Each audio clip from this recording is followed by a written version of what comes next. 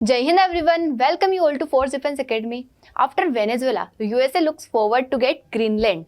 Why USA is interested in it? What is the significance of Greenland? So in this video we'll talk about this. देखिए ये topic जो है important हो जाता है आपके एसएसबी प्रिपरेशन में, whether it is for interview और ग्रुप डिस्कशन, वहाँ पे क्वेश्चन पूछा जा सकता है because it is a part of current affairs. देखिए सबसे पहले हम समझते हैं वेयर इज ग्रीनलैंड. ग्रीनलैंड की अगर हम बात करें तो नॉर्थ अमेरिका जो हमारा कॉन्टिनेंट है वहाँ पे एक आइलैंड लोकेटेड है ग्रीनलैंड. तो ज्योग्राफिकली ये आता है नॉर्थ अमेरिका के पास. वहीं अगर कल्चरली देखें हम तो it is part of Denmark. Denmark कहाँ है ये? Which is a nation in Europe. Europe का जो डेनमार्क है ये क्या करता है? कंट्रोल करता है ग्रीनलैंड को. पहले पूरा कंट्रोल था बट बाद में यहाँ पे सेल्फ रूल आ जाता है. देखिए 2009 के टाइम पे यहाँ पे क्या आ जाता है? सेल्फ रूल आ जाता है. मतलब most of the internal affairs और सारे डिसीजंस जो रहेंगे वो ग्रीनलैंड के खुद के रहेंगे, लेकिन अगर फॉरेन अफेयर्स हुआ, बाहर का कुछ हुआ तो उसको मैनेज करेगा ग्रीनलैंड. ठीक है, बट ये अगर हम बात करें तो पार्ट है किसका? ग्रीनलैंड का. इसके पहले भी 1979 के टाइम पे यहाँ पे होम रूल आ जाता है. ऐसा इसकी कुछ हिस्ट्री रही, बट प्रेजेंट अगर हम अभी देखें तो it is part of Denmark culturally, but अगर यहाँ हम ज्योग्राफिकली देखें तो it is part of north America. तो यहाँ पे यूएसए चाहता है कि इसके ऊपर क्या कर ले, वो कंट्रोल कर ले. क्यों कंट्रोल कर ले? उसके कई सारे रीजन है जो अभी प्रेजेंट स्टेटमेंट भी दिया है, कई सारे एक्शंस भी लिए हैं. इवन यूएस ने ये भी कहा है कि it can use its military power to acquire Greenland. Military power तक भी वो क्या कर सकते हैं? यूज कर सकते हैं. मतलब किसी भी तरीके से हर हाल में उन्हें इसके ऊपर कंट्रोल चाहिए, ऐसा मतलब उनका मानना है. 2019 में भी बोलते हैं वो, जब पहले ट्रम्प की गवर्नमेंट आती है. अभी फिर से इसको एम्फेसाइज करते हैं. देखिए जो ग्रीनलैंड है इसका कैपिटल है न्यूक. ये यूएस है, यहाँ पे यूएस है, ये Greenland and it is Denmark इसका पार्ट है. ये इसको लेना चाहता है तो इसके बारे में और देख लेते हैं. ग्रीनलैंड क्या है? तो लार्जेस्ट आइलैंड, अगर हम आइलैंड की बात करें तो it is the largest in the world which is located in the Arctic region. Arctic region में लोकेटेड है. देखो आर्कटिक है ऊपर, आर्कटिक रीजन में लोकेटेड है. और किसके बीच में? नॉर्थ अमेरिका और यूरोप. अगर आप देखोगे इसकी लोकेशन तो कनेक्ट करता है काइंड ऑफ कि ये यूरोप हो गया इधर, नॉर्थ अमेरिका हो गया इसके बीच में. इसको क्या कर रहा है? ये जिनके बीच में मतलब काइंड ऑफ सैंडविच है, या फिर बीच में क्या है? बीच में इसका पार्ट है ये नॉर्थ अमेरिका एंड यूरोप का. पॉपुलेशन यहाँ की काफ़ी ज़्यादा नहीं है क्योंकि आइलैंड नेशन है, ठंड बहुत ज़्यादा रहती है. Around 56,000 people are living here and which is mostly covered with, मतलब this island is mostly covered with ice. कोई दिखता भले ही एम्प्टी है but it is extremely important strategically. Strategically काफ़ी ज़्यादा इंपॉर्टेंट है. क्यों इंपॉर्टेंट है? इसके कई सारे फैक्टर्स है, वो भी हम देखेंगे अभी. देखो अगर हम देखें यहाँ पे, मतलब बता ही देती हूँ स्ट्रेटेजिकली. एक तो यहाँ पे क्या है? Rare earth element, rare earth minerals, जो कि आज के टाइम पे काफ़ी ज़्यादा जरूरी हो जाते हैं. चाहे आपके इलेक्ट्रिक व्हीकल्स, कोई भी इलेक्ट्रिक इक्विपमेंट हो जो बन रहे हैं, आपके एयरक्राफ्ट हो गए, सभी में इनका यूज़ किया जाता है और ये यहाँ पे काफ़ी अच्छा अमाउंट में पाए जाते हैं. उसके बाद फिर अगर हम यहाँ से यहाँ की कनेक्टिविटी देखें नॉर्थ अमेरिका से यूरोप की, तो बीच में ग्रीनलैंड आता है. ठीक है, ग्रीनलैंड आ जाता है. अब जो क्लाइमेट चेंज हो रहा है, टेम्परेचर इंक्रीज हो रहा है, ग्लोबल वार्मिंग बढ़ रही है, तो ये आइलैंड धीरे धीरे मेल्ट होता जा रहा है. मेल्ट होता जाएगा तो ये जिसका भी रहेगा उसका रीजन रहेगा, यहाँ से यहाँ पे तक पास होना क्या बन जाएगा? आसान बन जाएगा. उसके अलावा भी स्ट्रेटेजिकली काफ़ी ज़्यादा इंपॉर्टेंट है. और यूएसए क्यों चाहता है उसकी भी हम बात करेंगे. अभी कौन ओन करता है? तो it's not an independent country. Denmark is not completely independent, it is self governing territory है डेनमार्क की. मतलब है टेरिटरी डेनमार्क की, बट वहाँ पे गवर्नमेंट चलती है. वहाँ पे मतलब खुद के प्राइम मिनिस्टर रहेंगे सही से, वहाँ पे गवर्नमेंट चलेगी. डेनमार्क हैंडल किस चीज़ को करता है? डिफेंस और फॉरेन पॉलिसी. मतलब एक्सटर्नल अफेयर्स को मैनेज कौन करता है? यहाँ पे डेनमार्क करता है. वहीं ग्रीनलैंड जो होगा वहाँ का लोकल गवर्नमेंट हो गया, इकोनॉमी हो गया, कल्चर हो गया, इन चीज़ों को कौन मैनेज करेगा? ग्रीनलैंड. ये उस तरीके से हो गया जैसे हमारे देश में पहले बिफोर आर्टिकल 370 के अब्रोगेशन के जिस तरीके से जम्मू कश्मीर था कि कुछ फॉरेन अफेयर्स हो गए, एक्सटर्नल चीज़ें हो गई, वो इंडिया मैनेज करेगा, बाकी इंटरनल अफेयर्स जम्मू कश्मीर चलाएगा. उस टाइप से यहाँ पे ये चलता है. बट हम कहते थे Jammu Kashmir is part of India, उसी तरीके से यहाँ पे पार्ट ऑफ डेनमार्क है. ओनर लीगली तो अभी डेनमार्क है, बट यूएसए का कोई यहाँ पे कुछ रोल नहीं है, बस ज्योग्राफिकली पास में आ गया, बट उससे थोड़ी ना कोई फर्क पड़ता है. Greenland why it is important. अगर हम सिग्निफिकेंस देखें ग्रीनलैंड का तो first one is strategic location. क्या लोकेशन है इसकी?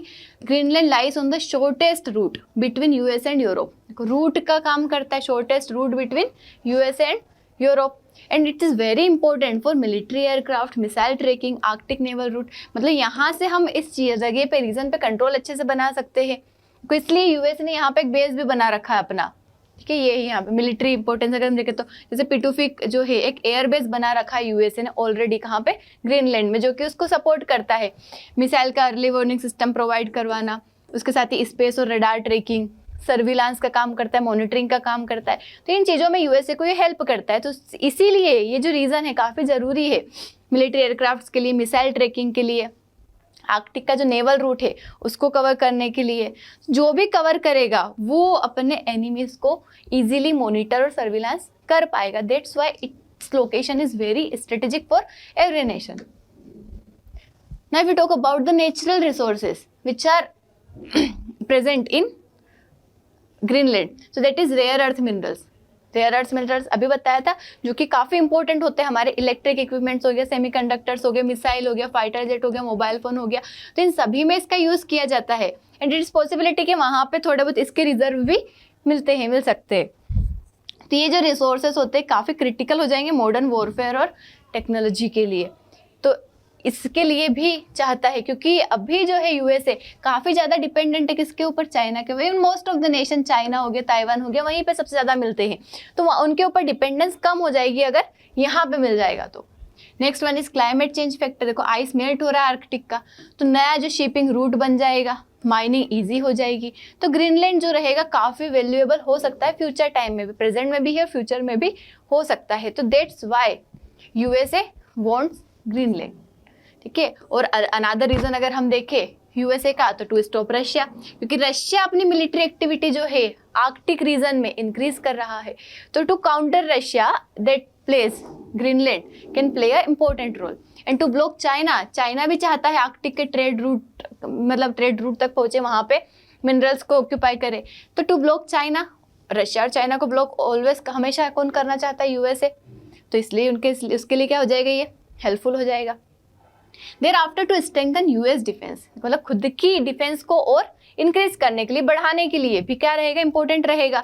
मिसाइल डिफेंस हो गया, आर्कटिक पे डोमिनेंस हो गया, क्योंकि इस रीजन पे भी क्या होगा, यूएसए का कंट्रोल बना रहेगा। यूएसए तो चाहता है भी अपना कंट्रोल इंक्रीज करना, तो भी इंपॉर्टेंट है। उसके साथ ही रेयर अर्थ सप्लाई, ताकि डिपेंडेंस ऑन चाइना उसकी रिड्यूस हो जाए। तो यूएसए जो है ग्रीनलैंड को एज ए स्ट्रेटेजिक शील्ड देखता है वो। वहाँ पे तो उसने सिर्फ ऐसा ही बता रखा है नॉर्मल कि हाँ ये सिर्फ उसकी नेशनल सिक्योरिटी के लिए, लेकिन उसके पीछे कई सारे स्ट्रेटेजिक रीजंस है। अभी क्या कहा ट्रंप ने, ट्रंप स्टेटमेंट अगर हम अभी देखें तो ओपनली कहा है कि USA needs Greenland for security, security के लिए जरूरी है, क्योंकि उन्हें ऐसा लगता है कि रशिया और चाइना जो है अपनी प्रेजेंस इंक्रीज कर रहे हैं। तो टू सिक्योर मतलब it's nation from Russia and China, उसके लिए काफ़ी ज़्यादा ज़रूरी है। और ओनरशिप अगर रहेगी तो उससे क्या होगा, चाइना और रशिया को वो उसे डिटरेंस क्रिएट कर पाएगा, उनको काउंटर कर पाएगा। और इवन अग्रेसिव लैंग्वेज भी यूज़ कर रही है उन्होंने कि we can do it the easy way और द हार्ड वे, मतलब चाहे सरल हो, कठिन हो, मिलिट्री का यूज़ करना पड़े, लेकिन हम क्या करेंगे, इसको कंट्रोल करेंगे। तो इसी वजह से नाटो अलायंस में भी काफ़ी ज़्यादा फियर हो गया है, क्योंकि देखो दोनों नेशन जो है पार्ट ऑफ नेटो, और दोनों पार्ट हो जाते हैं नेटो का तो डिफिकल्ट हो जाएगा, क्योंकि नेटो बिखर जाएगा पूरा। और ट्रंप के एक्शन भी अगर आप देखो तो पहले भी कई बार बोला है, पहली बार 2019 में भी बोला था पूरी तरीके से कि हाँ ग्रीनलैंड पे कंट्रोल करना है, खरीदना है। रिपीट करते इस आइडिया को बार बार। स्ट्रॉन्ग प्रेशर टेक्टिक का यूज़ करेंगे, मिलिट्री ऑप्शंस का यूज़ करेंगे, किसके लिए, ग्रीनलैंड को एक्वायर करने के लिए। वहीं अगर ग्रीनलैंड का स्टैंड देखें हम तो उसकी क्लियर पोजीशन है कि Greenland is not for sale, ठीक है। उनका क्लियर स्टेटमेंट है ये सेल के लिए नहीं है। ग्रीनलैंड इज इंडिपेंडेंट टेरिटरी, खुद मतलब है वो एक इंडिपेंडेंट, मतलब इट्स अंडर डेनमार्क, बट ऐसा किसी को बेचना खरीदना इसलिए नहीं है, ये उनका खुद का है। पीपल वहाँ के कहते हैं we want to be Greenlanders not Americans not Danes इधर। ग्रीनलैंड चाहते हैं self respect and self determination, ठीक है। वहीं अगर हम डेनमार्क की बात करें तो डेनमार्क की पोजीशन क्या है कि Greenland is part of Denmark, अगर उसका कुछ टेक ओवर होगा that is illegal and against international law. Denmark ने वॉर्न भी किया है, force action would damage NATO unity, क्योंकि दोनों पार्ट है नेटो का, और अगर इस तरीके से फोर्स्ड एक्शन होगा तो नेटो के अंदर ही यूनिटी को ब्रिज करेगा, क्योंकि नेटो का खुद का ही आर्टिकल 5 जो है वो कहता है कि एक के ऊपर अगर एक्शन होगा, एक के अगेंस्ट कोई जाएगा तो सारे नेटो मेंबर्स एक तरफ हो जाएंगे, उसको सपोर्ट करेंगे। बट यहाँ पे तो नेटो के ही 2 मेंबर अलग अलग है, किसको सपोर्ट करेंगे? नेटो यहाँ से ब्रेक हो जाएगा। डेनमार्क स्ट्रांगली रिजेक्ट करता है इस आइडिया को। देखो ये ग्लोबली अगर हम देखें तो क्या इम्पैक्ट हो सकता है? नेटो में क्राइसिस आ सकता है क्योंकि यहाँ पे ब्रेक हो जाएगी चीजें, एंड आर्कटिक का मिलिटराइजेशन हो जाएगा। यहाँ पे आर्कटिक रीजन में भी मतलब मिलिट्री का यूज करना, अलग अलग नेशंस की लड़ाई, ये चीजें आ जाएगी यहाँ पे, विच शोज कि new cold war style competition यहाँ पे बढ़ सकता है, क्योंकि हर कोई उस रीजन में आना चाहता है, रशिया, चाइना, यूएसए।